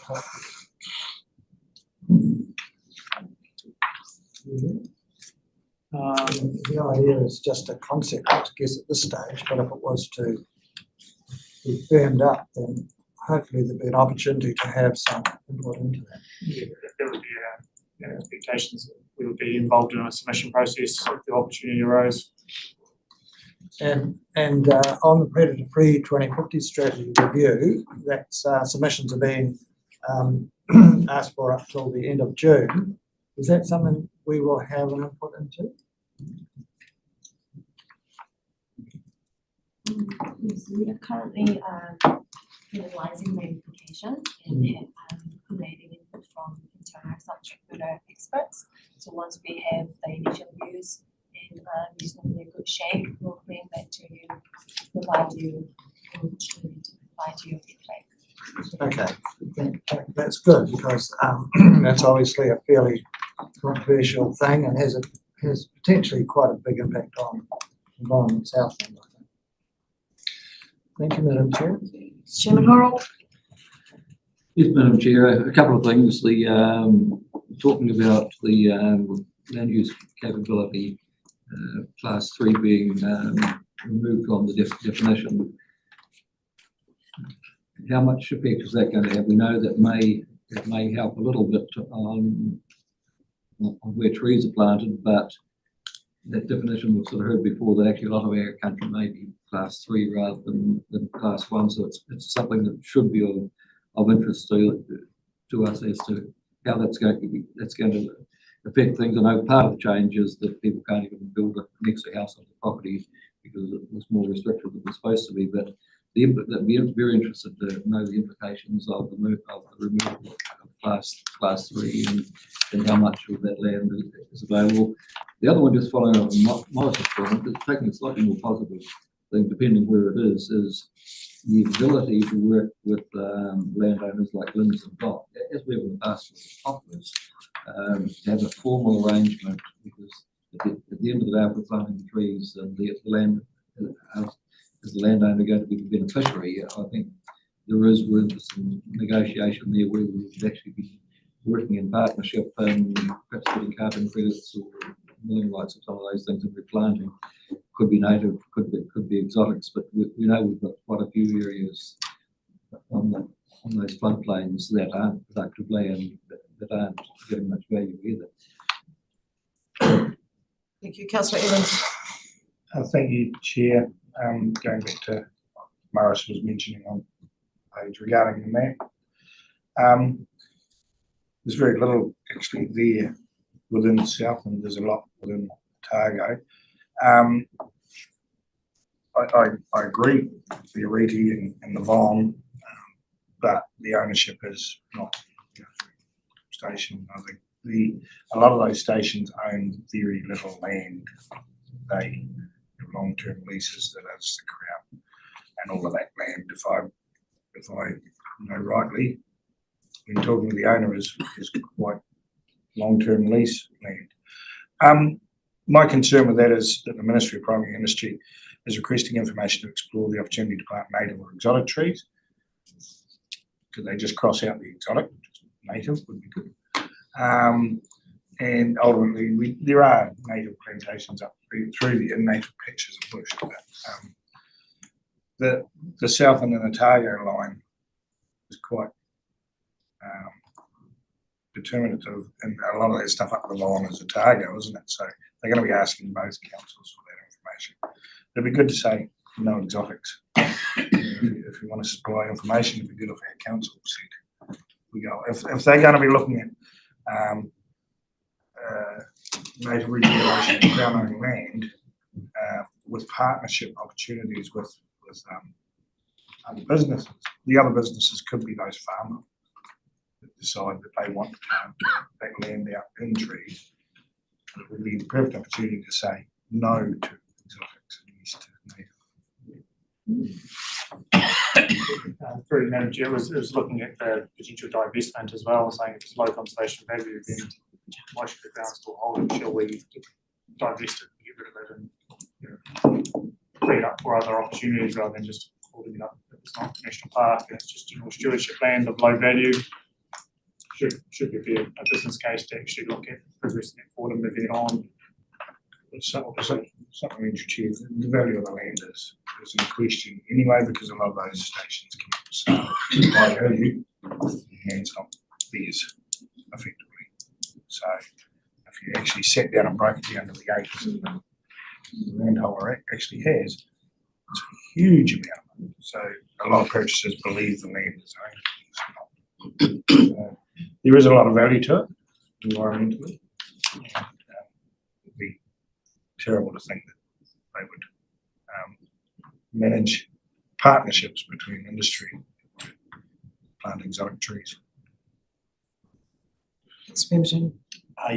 Just regarding the Wapiti special interest herd, I guess it's it'll be quite a sensitive topic, and just with how the history of that community and the involvement, and I guess just asking for updates, regular updates on how it's progressing, and yeah, especially for the folks that and such like. Yeah, just willing to show some support in how to proceed with the community, I suppose, would be management. Yeah, any support from governments. Certainly, through Madam Chair, we were looking to put a submission in on that one, just to, I guess, outline that effectively it's reasonably well established there, and eradication is probably a pretty tough ask, but actually the management agreement with the Wapiti Foundation has generally been operating in a pretty good space with a lot of pest eradication and trapping and maintenance and upgrades and removal of a number of deer. So it is a charged topic, but effectively looking for a steer from the committee if they're willing and to draft up a submission reflecting the general thoughts. Yeah, I think that would be wise. So that would come back to a workshop or a committee meeting. We'll check on timeframes for finalising and getting the feedback into that process, but you will certainly try and get a reports and drafts and circulate it in advance before setting something in. Thank you. Thank you. Right. And just to note too that the Minister has already reached out to Environment South and seeking their feedback, noting. Great. Yeah. Councillor Evans, I'd quite like to keep. Oh, yeah, no, just to agree with Councillor Pemmott regarding that there, it's a well-managed project. There's a lot of other stakeholders involved in that, and getting their input and their monitoring effectively would be good. There's a lot of other more serious issues with introduced species like Canadian geese. Yes, thank you. Councillor Morrison, you're next, and then Councillor McDonald will finish it off. Just noting the comment in there, at this stage, there's no indication that the Order of Council for Southland requiring certification of farm plans by May 2026 will be amended. You know, that's now 12 months away, and I suspect those 12 months will slip by very quickly. If indeed we had, hypothetically, a Southland farmer who was overly diligent and prided themselves on being fully compliant at all times and knowing that it's in the intensive winter grazing period, could they actually get a certified farm plan this month available to comply with our intensive winter grazing guidance if they were so inclined, or is that capability not yet available to our Southland farmers? Could almost be a question. Probably isn't a question. My understanding would be that there would be nothing stopping them making an application or putting a farm plan in, so they could get it certified. Getting certified. There's rules sort of holding them back, and someone could go through that process if they wished. Well, we might record that question and get a more formal answer. Would that be helpful, or is Yeah, that no, I was just sufficient? wondering how our capability, Yeah. our regional capability in that respect is emerging or evolving. We can respond formally, but through you, Chair, there are a number of certifiers available to do that work, so. And to add to that, and we're in regular contact with them, weekly as well, making sure that they're understanding what they're doing. So we know who they are, we're in contact with them. Thank you. I think that covers that. Do you want to test that hypothesis? I've got one farmer who is. His name, no, is ready to go in. His name's not Alistair Gibson. Thank you. That might be an offline conversation, perhaps, and encouragement, perhaps, for doing the right thing. Councillor McDonald and then me. Thank you. Yeah, I just want to highlight the previous discussion that Morris brought up about the Reti Valley. And Paul made the comment, you know, you're right in what you're saying, of low value. But aesthetic value, it's one, in my view, it's one of the most beautiful valleys in this country, that in the Eglinton. We need to be really aware of the intentions of government there. And I do agree with you, Paul, about restoring that. But we've seen the constrictions on plantation forestry, on farmland. All that does is push the forest to other areas in this country. We're not getting away with this with nothing. There has to be some consequences, and this is what the government's making these decisions around conservation areas. Thank you. And me last, I just want to apologise for my offhand comment about monitor lizards. I love monitor lizards, and I wasn't referring to the staff at all. It's just the word, so apologies for being misunderstood. Would somebody like to move the recommendation? Thank you, Chairman Horrell, seconded Councillor Cook. All those in favour, please say aye. Aye. Against? Carried. Thank you. Right, we're nearly on time actually, so we're only a couple of minutes behind schedule. So don't take that the wrong way either, Anka. Thank you. Just do what you've got to do. 9.6 is climate change and community resilience update. Kia ora koutou. Quickly, the climate change and community resilience brief is brief today. The main thing to celebrate since I last spoke to this committee is the success of the Climate Collaboration Hui, which was held on the 3rd of April this year, which was co-hosted with Great South. The purpose of the Hui was to expand our stakeholder participation, and at the start of the Hui we asked people what their motivations were for attending, and things like learning, collaboration, seeking direction on where we're going as a region on the subject. Cross-pollination was quite a key thing in terms of across regions, sectors and groups. And so, yeah, there was a lot of strong motivations for people to be there, and there was a positive vibe to the day. There were 3 really insightful and interesting keynote speakers, and after each keynote speaker, we workshopped a little bit in terms of what were your key takeaways and what were your learnings from that speaker, and what sort of outstanding questions do you still have. So all of those things are in the process of being collated at the moment into a insights report. And that insights report will also be a collation of all the other community and engagement activities that have been undertaken over the past few months in relation to the AMP shows we've attended, SRT, the Murahaki Marae Open Day, all the variety of activities that have been undertaken in relation to drafting the regional framework for action. So that report is in progress at the moment. Hopefully will be available to the Strategy and Policy Committee in due course. And since the Climate Collaboration Hui, there's also been a Regional Climate Change Working Group workshop. The main purpose of this workshop was to start reflecting on those community and engagement activities, what has been heard, how that can be incorporated into the drafting of the regional framework for action.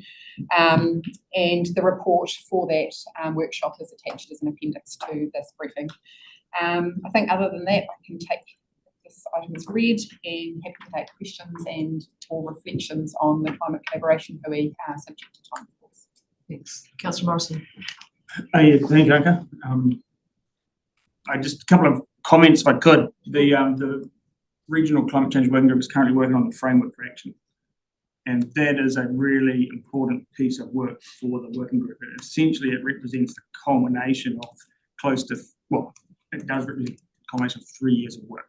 So it'd be super frustrating if we could not complete that particular piece of work. But that depends on all of the 5 partner agencies receiving that framework for action and considering it and accepting it in July of this year. So we currently have meetings where we expect it to be included on the agenda of meetings at Gore, Invercargill, Southland, and here at ES. So we just want to make a plea to all of those who are in a position to influence either accepting that as an agenda item and supporting it to get to that stage where it's suitable as an agenda item, to be, to support that effort to get it to where it is in July.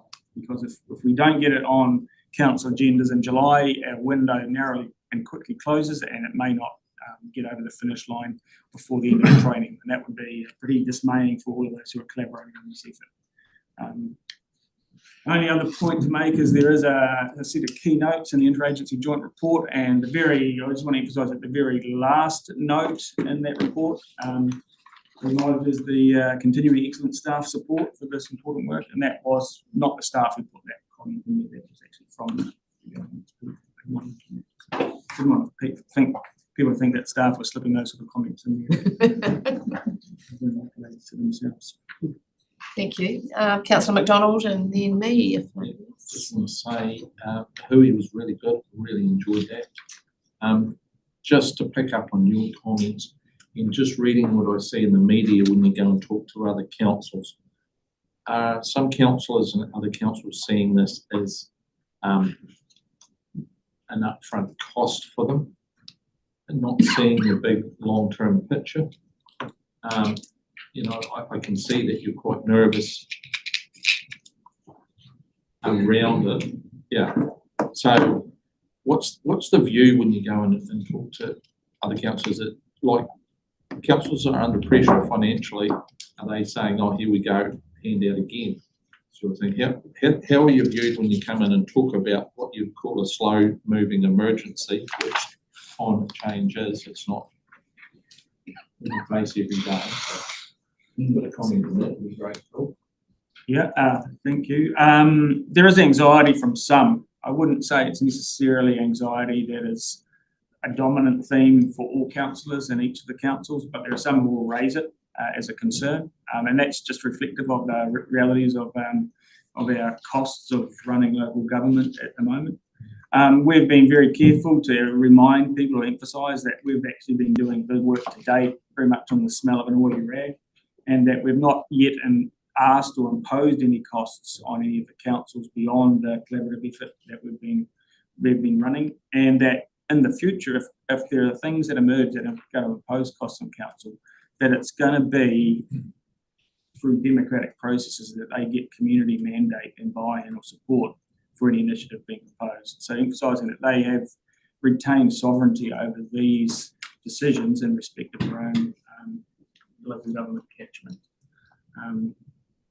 If there is, and some people miss that, and maybe it reflects that they haven't engaged fully with the reports we're submitting to those councils. But I think it just reflects that anxiety of, it costs a lot to deliver on community expectations in local government these days. Councillor McPhail. Yeah, just to tease that out a wee bit more, obviously, maybe a local area where I am in regards to even accepting the report, that there are some that they didn't even want to accept the report, not whether they agree with the report. Is it confusion, or is it actually just saying, look, we just don't want to even accept there is an issue? Or I'm just trying to work out, we're having problems for them to actually accept reports, let alone you're wanting the next step. Yeah, so that may be a big step for them. We engaged with councils recently, and we've talked to all of the councils and other stakeholder groups, but this is largely been on the basis that we want to deliver a no surprises outcome. So that knowing that we want to put it on their agenda in July, we took the opportunity to talk to them a few months out to at least warn them that this was coming and to start to inform their thinking around this.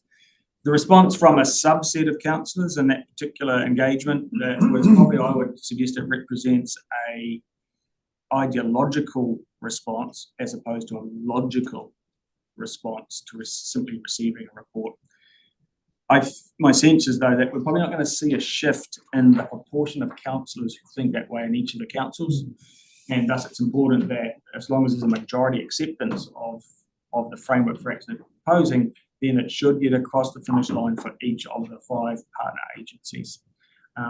But who knows what may happen after the election. That's why for us we feel important to put this to each of the councils this triennium rather than next.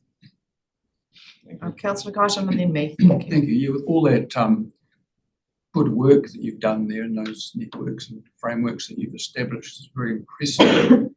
Are you factoring in the behaviour of central government, who in some parts of central government indicating a willingness to withdraw from international accords, and as well seemingly high likelihood that the central government's going to fail to be able to honour its obligations in terms of greenhouse gas sequestration or reduction to get through the Kapuni plan of carbon that way.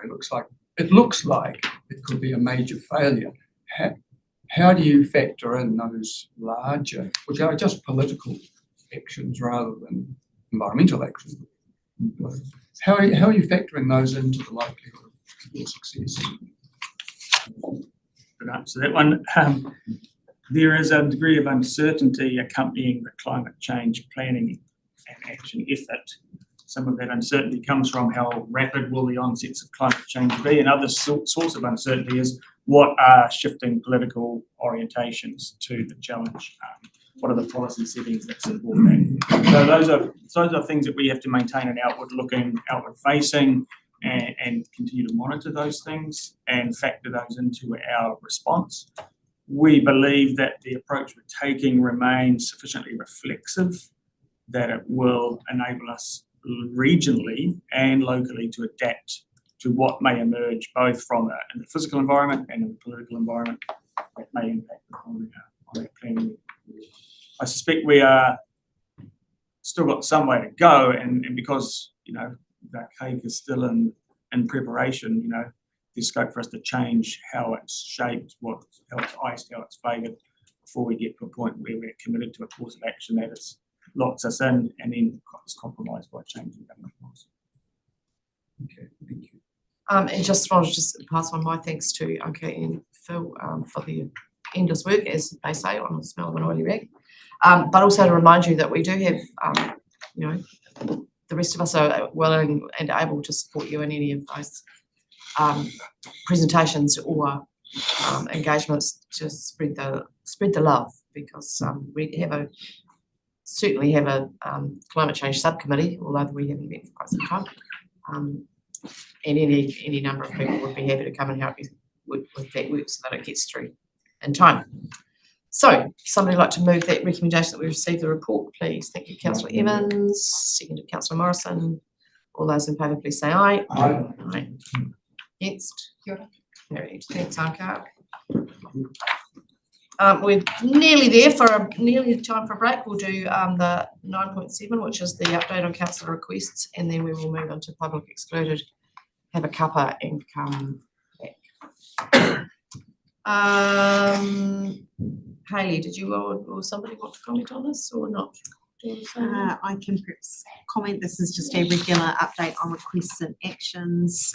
Probably the key one we discussed last time was the climate change portal and the agreement last time to move forward with the Teams group, so that we're progressing. And we have touched on forestry early in this meeting, but it's a topic for the Mural Forum on Friday and something we're looking to workshop with council in the next few weeks as well. Just the good thing about this is that it gives us the time frames, and it's been nearly a year for that first item in forestry, so hopefully we'll get it off the list soon. And the portal, we're going to have a training session. I spoke with Jane at length about how this might work and what was the best for security and the like. So the IT team are going to give us a training lesson on how to use the Teams not for Teams meetings, but for sharing of information is requested, and we'll give it a crack. If it works, it works. If it doesn't, it doesn't. But and we'll find something else. So I'm really pleased that we're going to have a trial of that before too long. So somebody like to move the recommendation, please? I'll move. Thank you, Councillor Roy. Seconded Councillor Morrison. All those in favour, please say aye. Aye. Against? Carried. Right, that takes us to item 10, which is the extraordinary and urgent business, and there is none. So we will move to item 11, and we'll hear the reasons for moving into public excluded now, please. If you haven't read them, you should have, but 3 reasons. First one being to deliberate on matters relating to proceedings where 1, the right of appeal lies to a court or tribunal against the final decision of the council in those proceedings, or 2, the council is required by an enactment to make a recommendation in respect of the matter that is subject to those proceedings. Second reason is to maintain professional legal privilege, and the third is to enable any local authority holding the information to carry out without prejudice or disadvantage commercial activities. I'd like to move into. Heard the reasons, Madam Chair, I'm happy to move into public exclusion. Thank you. Chairman Horrell, seconded, please. Journal speak once. Councillor Roy, thank you. All those in favour, please say aye. Aye. Against? Carried. Thank you. Just wait until we are offline before you have yet. Thank you. Yes, you are having a break, and it's going to be 5 minutes. yeah, could we be back at 1:15 at the latest? Yeah. Okay. Yes, we muted. We're still on. Yeah, we're paused. Councillor Cook, is your camera not working, or have you just not got your camera on?